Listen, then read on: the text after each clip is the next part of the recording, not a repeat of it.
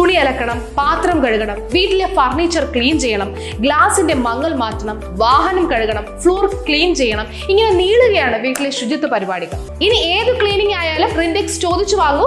റിൻഡെക്സ് ഇപ്പോൾ നിങ്ങളുടെ അടുത്തുള്ള ഗ്രോസറി ഷോപ്പുകളിലും സൂപ്പർ മാർക്കറ്റുകളിലും ലഭ്യമാണ്. തിങ്കളാഴ്ച മുതൽ KSRTC ഉൾപ്പെടെയുള്ള എല്ലാ ബസ്സുകളും കുളപ്പള്ളി ബസ് സ്റ്റാൻഡിൽ കയറും. കഴിഞ്ഞ ട്രാഫിക് റെഗുലേറ്ററി കമ്മിറ്റിയുടെ തീരുമാനമാണ് നടപ്പാക്കുന്നത്. കുളപ്പള്ളിയിൽ ബസ്സുകൾക്ക് വൺ വേ സംവിധാനം ഏർപ്പെടുത്തിയാണ് പുതിയ തീരുമാനം.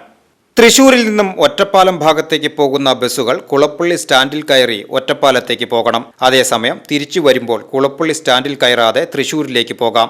ബസ് ഓണേഴ്സ് അസോസിയേഷൻ പ്രതിനിധികളും പോലീസും മോട്ടോർ വാഹന വകുപ്പ് അധികൃതരും നഗരസഭാ അധ്യക്ഷന്റെ ചേംബറിൽ ചേർന്ന യോഗത്തിലെടുത്ത തീരുമാനമാണിത്. തൃശൂർ ബസ് ഓണേഴ്സ് അസോസിയേഷനും ഈ തീരുമാനം അംഗീകരിച്ചു. സ്കൂൾ തുറക്കുന്നതിന് മുമ്പ് പ്രായോഗിക തലത്തിൽ വരുത്തണമെന്ന നിർദ്ദേശമാണ് നഗരസഭാ അധ്യക്ഷൻ നൽകിയത്. മുമ്പെല്ലാം തൃശൂർ ഭാഗത്തു നിന്നും വരുന്ന ബസ് ജീവനക്കാരായിരുന്നു പ്രശ്നം ഉന്നയിച്ചത്.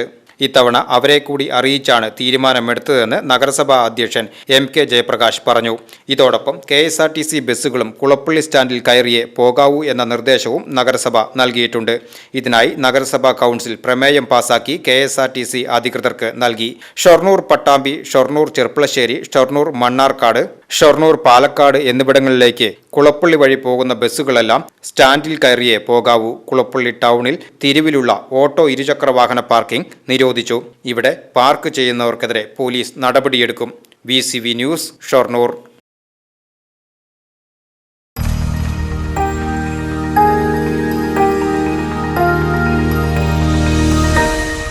You are watching VCV News.